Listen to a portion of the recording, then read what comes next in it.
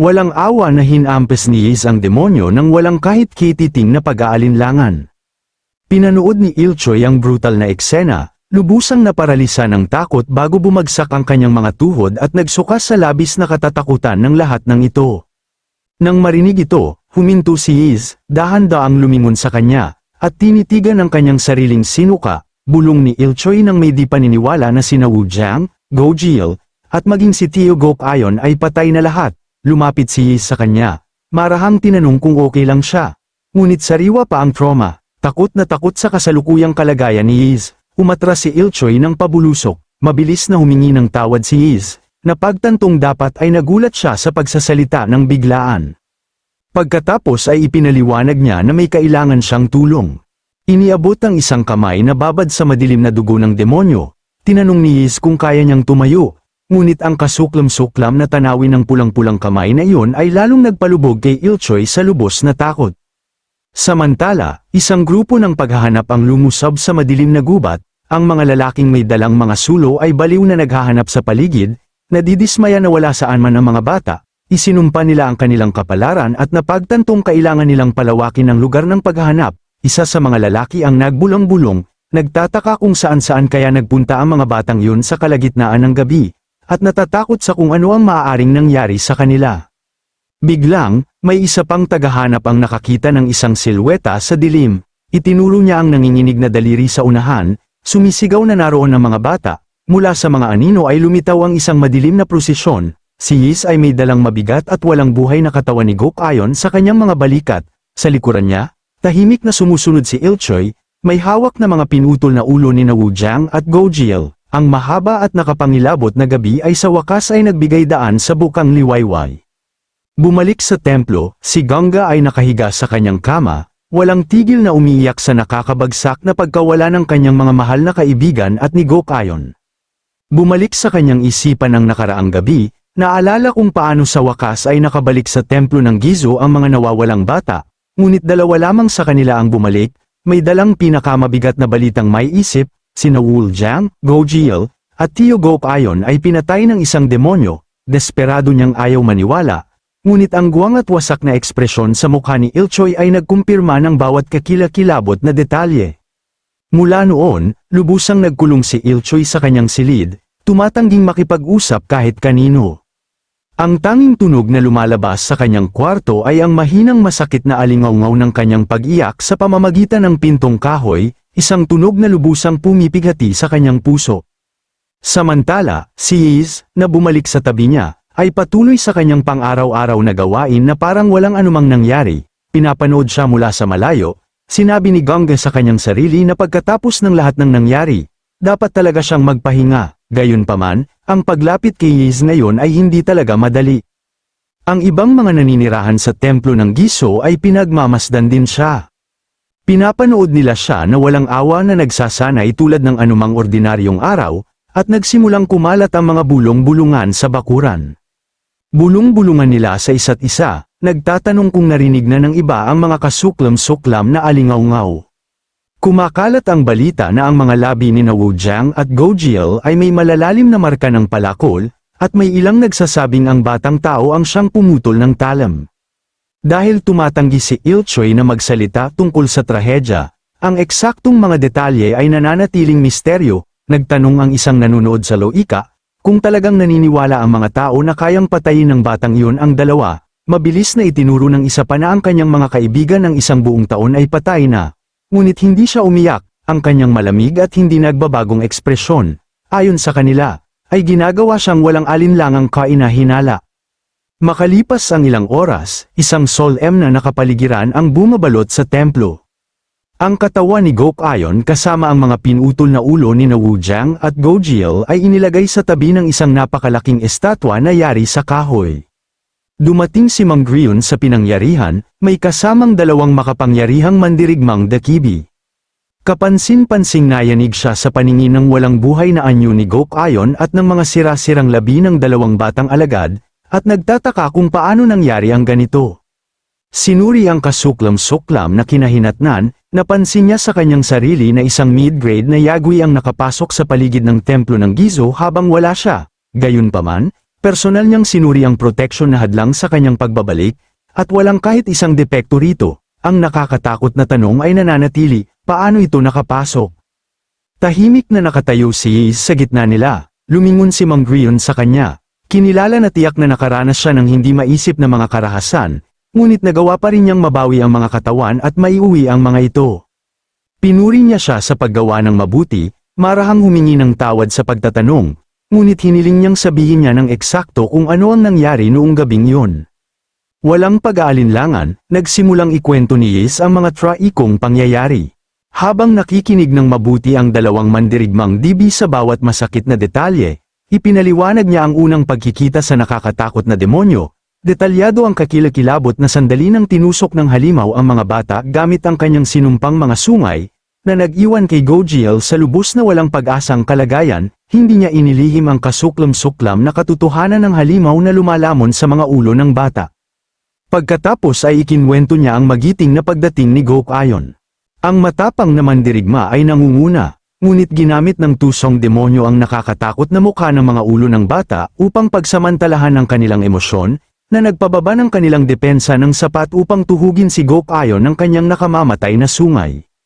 Ipinaliwanag ni Yiz kung paano siya desperadong nakialam upang tulungan si Gokayon, sumisigaw na ang mga bata ay patay na at ang mga ulong iyon ay pag-aari na lamang ng halimaw. Sa wakas, inilarawan niya ang dumudurog na sandali ng patumbahin ng demonyo si Gokayon at kung paano niya itinapon ang kanyang sarili sa labanan upang patayin ang halimaw ng tuluyan. Lubos na nabigla ang dalawang mandirigma sa madilim na kwento. Nang matapos ni Yiz ang pagsasalaysay ng bangungot, lumapit sila sa kanya ng may pananakot.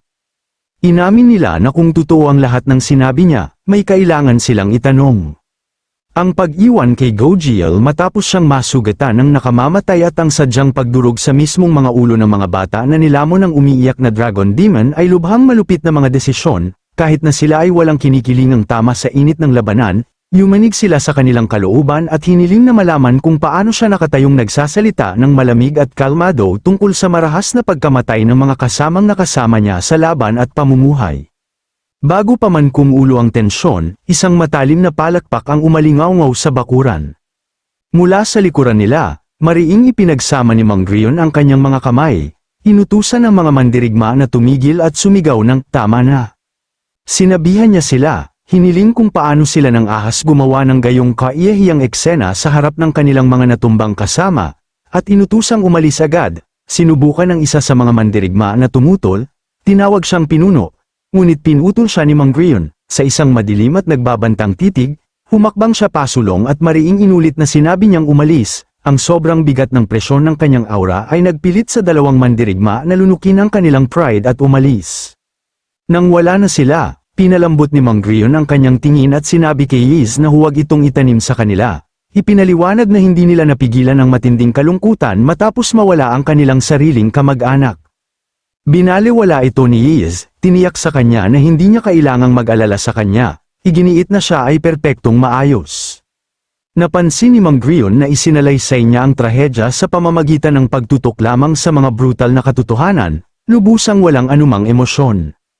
Tinanong niya kung naisip ba niya na ang pagsasalita ng napaka-praktikal ay magdudulot lamang ng kanilang galit. Nakayuko, ipinaliwanag ni Yiz ang kanyang baluktot na loika, bulong niya na ang tatlong namatay ay tiyak na may sama ng loob sa kanya. Kaya, hindi ba dapat mayroong isang tao na sumisip-sip ng lahat ng pagkamuhi na yun sa kanilang lugar?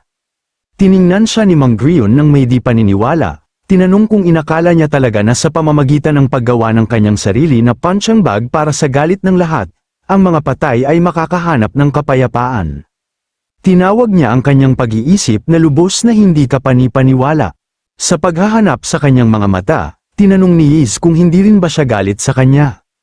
Tinitigan siya ni Mang Grion at napansin na tila gusto niya siyang pag-alitan. Rhetorical niyang tinanong kung ano ang dapat niyang parusahan sa kanya una, para sa pagnanakaw ng artifact mula sa treasure hall ng walang pahintulot o para sa pagsira sa sagradong mga patakaran, pag-alis sa templo ng Giso at sa huli ay nagdulot ng traikong pagkamatay ng tatlong yun, matatag niyang sinabi na hindi siya o si Ilchoy ay nasa wastong kaisipan upang makatiis ng pagsaway ngayon, kaya ang pagbuhos ng kanyang galit sa kanya ay walang makakamit. Durog sa kanyang biglaang biyaya, tahimik na humingi ng tawad si Yiz.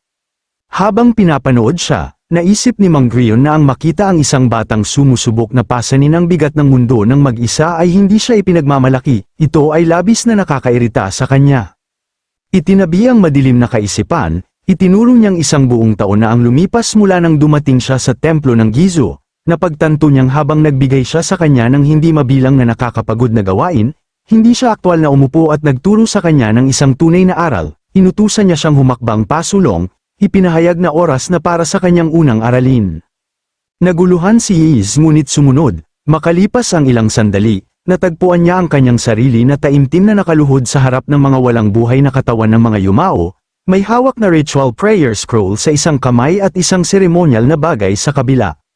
Tumayo si Mang Grion sa kanyang tabi at ipinahayag na mula sa mismong sandaling ito, magsasagawa sila ng isang sagradong ritual para sa mga yumao, ang consolation ceremony. Ipinaliwanag niya ang mabigat na alamat ng kanilang mundo, kung ang mga demonyo o ang mga kapaspalad na kaluluwang marahas na pinatay ng mga demonyo ay hindi maayos na inililibing, ang kanilang nagtatagal na sama ng loob ay gumagala sa siyam na kalangitan, namumuong hanggang sa wakas ay magbunga ng mga bagong demonyo. Binigyang diin niya na ito ay ganap na pangunahing kaalaman na dapat niyang maunawaan kung nais niyang tahakin ang landas ng isang mangangaso ng demonyo. Nag-alinlangan si Yiz, nanginginig ang kanyang boses habang tinanong kung talagang tama para sa isang tulad niya na maging tagapag-aliw ng kanilang mga espiritu. Tiniyak siya ni Mang Grion, ipinaliwanag na ang sinaunang ritual ay espesyal na idinisenyo upang kahit ang mga ordinaryong tao na walang espiritual na enerhiya ay magagawa ito. Ibig sabihin ay wala siyang magiging problema, ngunit umiling si Yiz, nilinaw na hindi yun ang ibig niyang sabihin, inamin niya ang kanyang pinakamalalim na takot, naniniwala siyang baka kamuhian ng mga espiritu kung siya ang magsasagawa ng kanilang huling ritual. Pinatahimik ni Mang Grion ang kanyang pag-aalinlangan, matatag na sinabing hindi niya malalaman maliban kung susubukan niya. Inutusan niya siyang hawakan ng mahigpit ang consolation prayer sa kanyang kaliwang kamay. Hawakan ang ritual bell sa kanyang kanan, at bigkasan ang mga sagradong salita ng may lubos na paggalang. Sa pagsunod sa kanyang pangunguna, sinimulan niya ang Sol-Em na naawit, nanalangin na ang kanilang mga espiritu ay makaalis ng payapa. Sa pagsunod sa makinang na landas ng nagbabalik na liwanag, sumama ang boses ni Mang Grion sa ritual, ipinagpatuloy ang panalangin sa pag-asang kahit na ang kanilang mga kaluluwa ay traikong isinilang na may pae ng demonikong enerhiya, hindi sila mahuhulog sa madilim na kalaliman ng kaharian ng demonyo at sa halip ay marangal na muling isilang bilang mga tao sa kanilang susunod na buhay. Habang nakabitin ang mabibigat na salita sa hangin, patuloy na tumunog ang ritual bell. Ngunit habang umaalingaw ang tunog, sumiklab ang kanyang trauma. Sa isang nakakatakot na paningin, naghalusinate siya ng mga pinutol at madugong ulo ng mga bata na nagsasalita sa kanya. Ang kanilang mga maltong tinig ay bumubulong ng may masamang hangarin na nangyari ang lahat ng ito dahil sa kanya. Dahil ang isang sinumpang nilalang tulad niya ay humakbang sa templo ng Gizo, sumigaw sila sa espiritual na paghihirap, umiiyak kung gaano kasakit, nagmamakaawang malaman kung bakit niya sila iniwan upang mamatay, pinahirapan ng ilusyon, mariing ipinikit ni Yiz ang kanyang mga mata, nanginginig sa lubos na katahimikan. Nang makita ang kanyang matinding pakikibaka, mahinang pinaalalahanan siya ni Mang Grion na ang isang consolation ceremony ay hindi nakakamit sa pamamagitan lamang ng pisikal na paggalaw ng isang ritual. Dapat niyang tunay na ipahatid ang kanyang pinakatapat na pagnanais na aliwin ang kanilang mga wasak na kaluluwa. Ipinaliwanag niya na tanging kapag ang kaluluwa ay aktibong tumatanggap ng init na yon, tunay na nagsisimula ang seremonya. Dahil sa maselang balanseng ito, na nakadepende ng husto sa samahang kanilang ibinahagi sa buhay, ang isang consolation ceremony ay maaaring lubusang mabaigo, pagkatapos ay bahagya siyang ngumiti, sinabing dahil wala siyang espiritual na enerhiya, hindi niya makita ang kahangahangang tanawin na nagbubukas sa paligid niya. Sinabi niya na tila ang tatlo sa kanila ay hindi gusto ang taos-pusong aliw na kanyang inialay. Sa sandaling yun, nagsimulang umikot at sumayaw ng payapa sa paligid niya ang magagandang ethereal na espiritu sa isang mainit na yakap. Namangha si Yiz, napabulalas kung yun ba ang iniisip niya.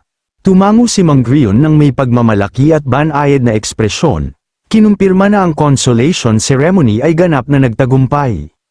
Habang patuloy na lumulutang ang kumikinang na mga espiritu sa itaas ng kanyang ulo, ang mabigat na dam sa loob ni Yiz ay sa wakas ay bumagsak, Walang tigil na damaloy ang mga luha sa kanyang stoic na mukha habang umiiyak siya para sa kanyang mga nawalang kaibigan, nakatayo sa kanyang tabi.